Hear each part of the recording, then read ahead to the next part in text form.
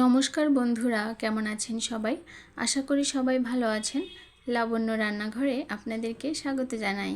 তো বন্ধুরা, আজকে আমি আলু বেগুন দিয়ে ডিমের একটা খুব সহজ এবং মজার রেসিপি শেয়ার করছি আপনাদের মাঝে। এই রেসিপিটা খেতে কিন্তু অসম্ভব টেস্টি হয়। তো বন্ধুরা, চলুন কথা না বাড়িয়ে রান্নাটা শুরু করা যাক। তো প্রথমে আমি ডিমগুলো সেদ্ধ করে নেব। এখানে আমি 3টা ডিম নিয়েছি। তো ডিমগুলো সেদ্ধ হয়ে গেছে। এখন আমি নামিয়ে ঠান্ডা করে খোসা ছাড়িয়ে নেব। আর এখানে আমি আলু বেগুন কেটে ধুয়ে নিয়েছি। আর ডিমগুলোতে লবণ, হলুদ, খুব সামান্য লঙ্কার গুঁড়া দিয়ে মেখে নেব। তারপর ডিমগুলো ভেজে নেব। তো কড়াইটা গরম করে নিয়েছি, দিয়ে দিয়েছি সরিষার তেল। প্রথমে আমি আলু ভেজে নেব। আলুগুলো দিয়ে দিলাম। আলুগুলো হালকা করে ভেজে নিয়ে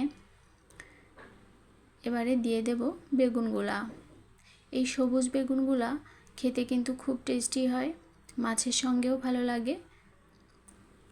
তো খুব সামান্য লবণ আর হলুদ দিয়ে আলু বেগুন একসঙ্গে কিছু সময় ধরে ভেজে নিয়েছি। এখন তুলে নেব। ওই তেলের মধ্যেই আমি লবণ হলুদ দিয়ে মেখে রাখা ডিমগুলো দিয়ে দিলাম। তো ডিমগুলো একটু ওলটপালট করে ভেজে তুলে নেব।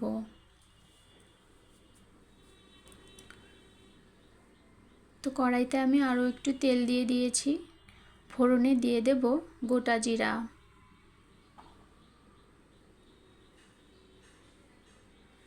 তো এবারে দিয়ে দেব পরিমাণ মতো পেঁয়াজ কুচি। পেঁয়াজটা কিছু সময় ধরে হালকা লাল করে ভেজে নিয়েছি। এখন দিয়ে দেব হাফ চা চামচ পরিমাণ রসুন বাটা, হাফ চা চামচ পরিমাণ আদা বাটা, একটা টমেটোর অর্ধেকটা ছোট ছোট করে কেটে দিয়ে দিয়েছি। টমেটোগুলোর কিন্তু আমি বীজ ফেলে দিয়েছি। তো একটু কষিয়ে নিলাম যেন কাঁচা গন্ধ চলে যায়। এখন দিয়ে দেব লবণ, হলুদ আর লাল লঙ্কার গুঁড়া। খুব সামান্য গরম জল দিয়ে দেব যেন মশলাগুলো পুড়ে না যায়।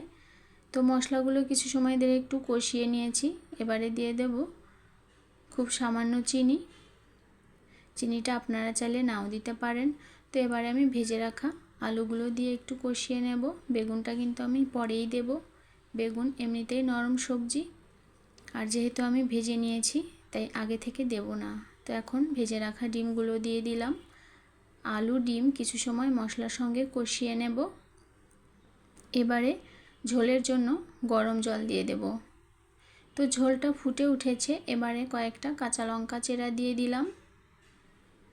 ঢাকা দিয়ে কিছু সময় রান্না করে নেব। 3 থেকে 4 মিনিট পর ঢাকনাটা খুলে আমি একটু নাড়াচাড়া করে দেব। আর আলুটাও কিন্তু সেদ্ধ হয়ে গেছে ভালোভাবেই।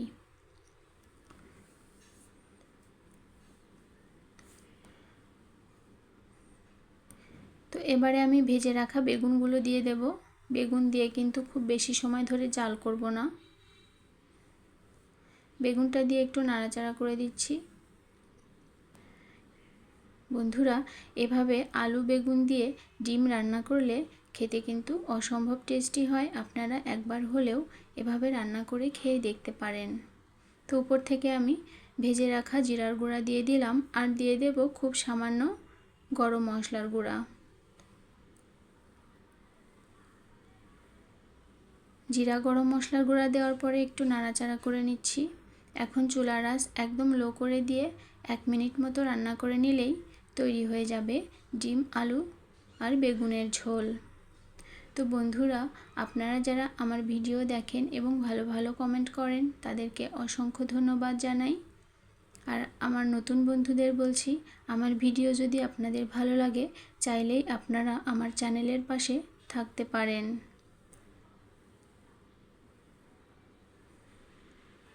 তো ডিম আলু দিয়ে বেগুনের ঝোল কিন্তু একদম রেডি হয়ে গেছে। এখন আমি চুলাটা বন্ধ করে দিয়ে নামিয়ে নেব।